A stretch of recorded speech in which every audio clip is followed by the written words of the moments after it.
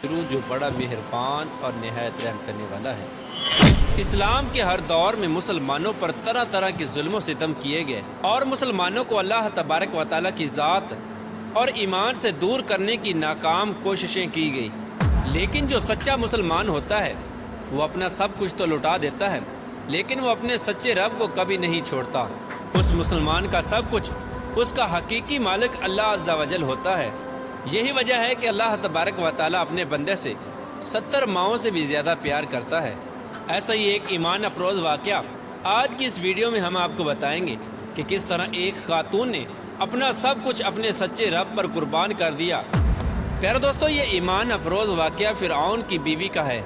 आज की इस वीडियो में हम आपको बताएंगे कि दुनिया के सबसे बड़े जाबिर और जालिम जो कि खुदाई का दावेदार था, इसके बावजूद भी उसकी बीवी किस तरह अल्लाह तबारक व तआला की वहदानियत पर ईमान लेके आई।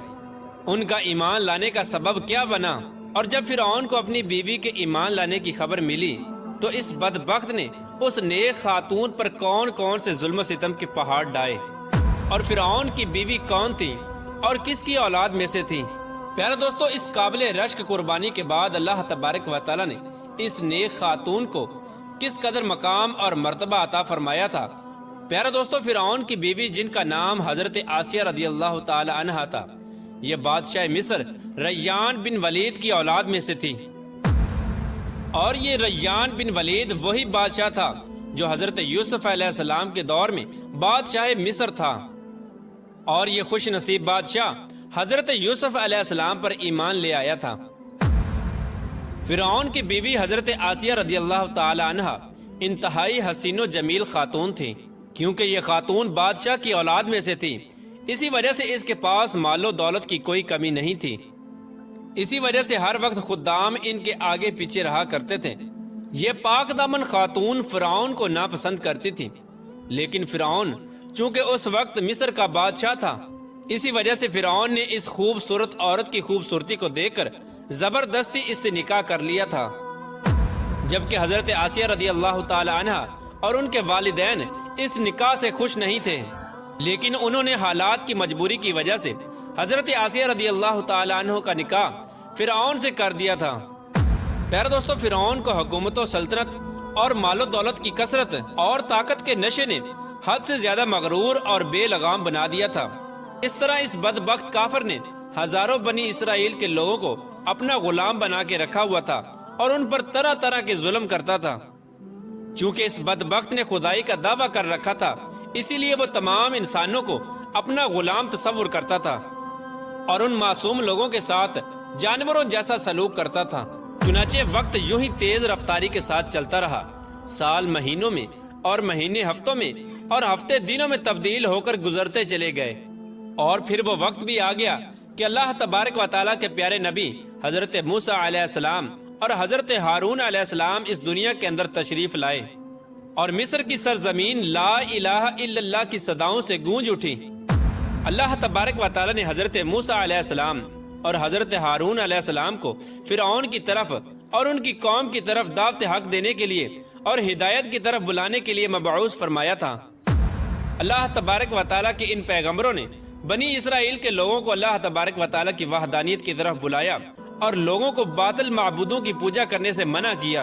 हजरत मूसा अलैहिस्सलाम ने फ़िरऔन को तरह तरह के मोअज़ात दिखाए, लेकिन इसके बावजूद भी ये लोग कुफर और सरकशी पर अड़े रहे और अल्लाह तबारक व तआला की वहदानियत का मुसलसल इनकार करते रहे।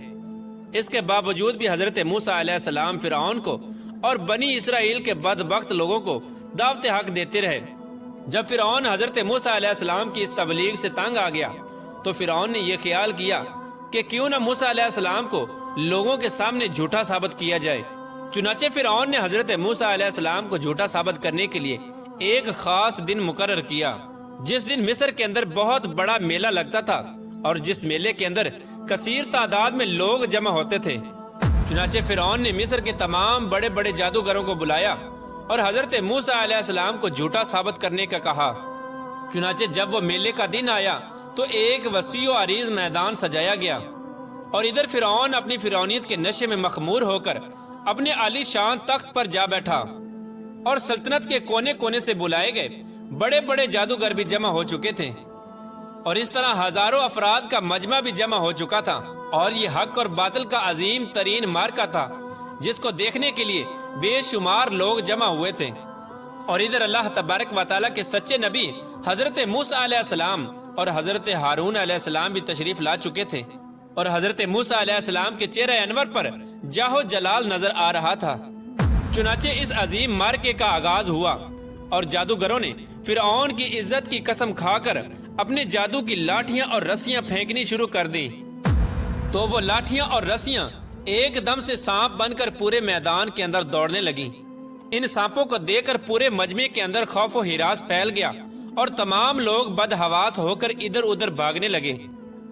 ادھر فرعون اور اس کے جادوگر اپنے نشے میں بدمست ہو کر تالیاں بجانے لگے اور اس منظر کو دیکھ کر خوش ہونے لگے۔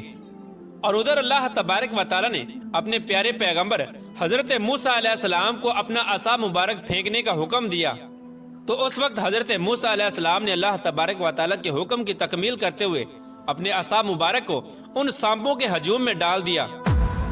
چنانچہ دیکھتے ہی دیکھتے حضرت موسیٰ علیہ السلام کا وہ عصا ایک خوفناک اور ہیبت ناک اژدہا بن کر نمودار ہوا، جس نے جادوگروں کے تمام چھوٹے چھوٹے سانپوں کو نگل لیا۔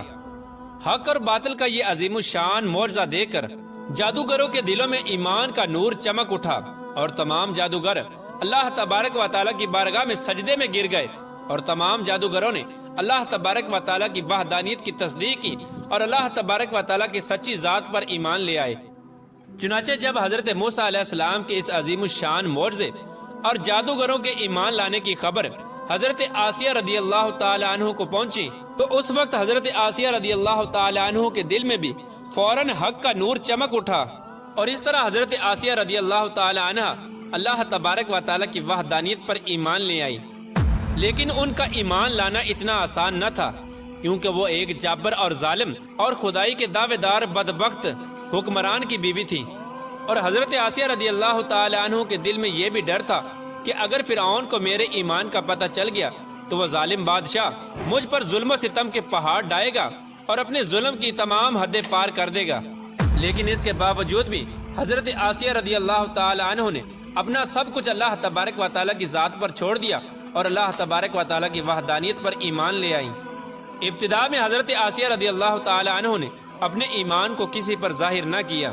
کچھ عرصہ یوں ہی گزرتا رہا، اور پھر ایک دن ایسا عجیب و غریب واقعہ پیش آیا جس واقعے کے بعد حضرت آسیہ رضی اللہ تعالی عنہ کے دل میں فرعون کے لیے مزید غضب کی آگ بھڑک اٹھی، اور حضرت آسیہ رضی اللہ تعالی عنہ فرعون سے مزید نفرت کرنے لگیں، اور فرعون کے مسلمانوں پر کیے جانے والے ظلم و ستم حضرت آسیہ رضی اللہ تعالی عنہ کے لیے ناقابل برداشت تھے۔ چنانچہ وہ عبرت ناک واقعہ کچھ یوں پیش آیا کہ فرعون کی بیٹی کے ایک خادمہ تھی جو فرعون کی بیٹی کے سر میں کنگھی کیا کرتی تھی۔ ایک دن اس خادمہ کے ہاتھ سے کنگھی گر گئی، تو اس خادمہ نے بسم اللہ پڑھ کر اس کنگھی کو اٹھا لیا۔ اس وقت فرعون کی بیٹی نے ان کلمات کو سن لیا اور فرعون سے جا کر اس خادمہ کی شکایت کر دی کہ وہ خادمہ آپ کے علاوہ کسی اور کو خدا مانتی ہے اور آپ کے علاوہ کسی اور کی عبادت کرتی ہے۔ یہ بات سن کر فرعون لال پیلا ہو گیا، اور اس نے غضبناک ہو کر اس خادمہ کو اپنے دربار میں بلایا اور اس خادمہ کے ایمان لانے کی حقیقت دریافت کی کہ آخر کار وہ کس کو خدا مانتی ہے۔ اور فرعون اس سے کہنے لگا، کیا تو میرے علاوہ کسی اور کو خدا مانتی ہے؟ تو اس وقت اس خادمہ نے فوراً جواب دیا کہ ہاں، میرا اور تیرا رب اللہ عز و جل ہے، وہی وحدہ لا شریک ہے اور اس کے علاوہ اس کا کوئی شریک نہیں۔ چنانچہ خادمہ کی یہ بات سن کر فرعون اس پر مزید غضبناک ہو گیا۔ چنانچہ فرعون نے اس خادمہ کو اور ان کے معصوم بچوں کو کھولتے ہوئے تیل میں ڈال دیا اور ان کو شہید کر دیا۔ یہ خوفناک اور دل خراش منظر اس وقت فرعون کی بیوی بھی دیکھ رہی تھی۔ اسی دوران اللہ تبارک و تعالیٰ کی قدرت کی جلوہ گری ہوئی، اور اللہ تبارک و تعالیٰ نے حضرت آسیہ رضی اللہ تعالی عنہ کی آنکھوں سے غیب کے پردے اٹھا دیے تھے اور فرعون کی بیوی کی بصیرت کو روشن فرما دیا تھا۔ اور فرعون کی بیوی نے یہ منظر بھی دیکھا کہ فرشتے اس خادمہ کی روح کو لے کر آسمان کی طرف جا رہے ہیں۔ اس طرح فرشتوں کو دیکھنے کے بعد فرعون کی بیوی کا ایمان مزید مضبوط ہو گیا، اور وہ مزید اللہ تبارک و تعالیٰ کی وحدانیت کا یقین کرنے لگی، اور حضرت موسیٰ علیہ السلام کی صداقت اور حقانیت بھی واضح ہو گئی۔ اس خوفناک منظر کو دیکھنے کے بعد فرعون کی بیوی سوچ میں پڑ گئی اور سوچنے لگی کہ میں مسلمان ہونے کے باوجود بھی مسلمانوں پر ہونے والے ان تمام تر ظلم و ستم کو کس طرح برداشت کر سکتی ہوں۔ ابھی فرعون کی بیوی انہی خیالات کے اندر گم تھی کہ فرعون اپنی بیوی کے پاس آیا اور اس مظلوم عورت پر کیے جانے والے اپنے ظلم و ستم کی داستان کو اپنی بیوی کے ساتھ بیان کرنے لگا۔ اس وقت فرعون کی بیوی نے اپنے دل ہی دل میں فرعون کے خلاف بغاوت کا علم بلند کرنے کا ارادہ کر لیا تھا۔ جب فرعون نے اپنی بیوی کو اس مظلوم عورت کو شہید کرنے کی خبر دی تو فرعون کی بیوی نے فرعون سے کہا کہ اللہ تیری خرابی ہو، کس شے نے تجھے اللہ تبارک و تعالیٰ کے مقابلے میں اتنا بے باک کر دیا ہے؟ یہ بات سن کر فرعون ایک بار پھر بھڑک اٹھا اور اپنی بیوی سے کہنے لگا کہ تجھے بھی اسی جنون نے آ لیا ہے جس جنون کے اندر وہ خادمہ مبتلا تھی۔ چنانچہ اس کے جواب میں فرعون کی بیوی نے فرعون سے کہا کہ مجھے کوئی جنون نہیں آیا، میں تو اس خدا وحدہ لا شریک پر ایمان لا چکی ہوں جو میرا اور تیرا اور تمام جہانوں کا سچا رب ہے۔ اس طرح اس بہادر خاتون نے کھلا مکھلا فرعون کے سامنے اپنے ایمان کا اظہار کیا۔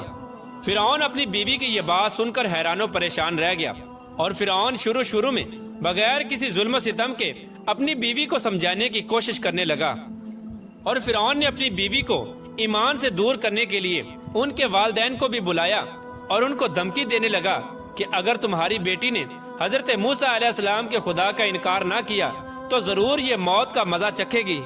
چنانچہ حضرت آسیہ رضی اللہ تعالیٰ عنہ کے والدین نے تنہائی کے اندر حضرت آسیہ رضی اللہ تعالیٰ عنہ کو سمجھانے کی کوشش کی، لیکن حضرت آسیہ رضی اللہ تعالیٰ عنہ کا ایمان چونکہ مضبوط ہو چکا تھا، اسی وجہ سے انہوں نے ان کی بات ماننے سے انکار کر دیا، اور حضرت آسیہ رضی اللہ تعالیٰ عنہ اپنے والدین سے کہنے لگی کہ میں اللہ تبارک و تعالیٰ کی وحدانیت کا انکار نہیں کر سکتی، بے شک وہ سچا رب ہے۔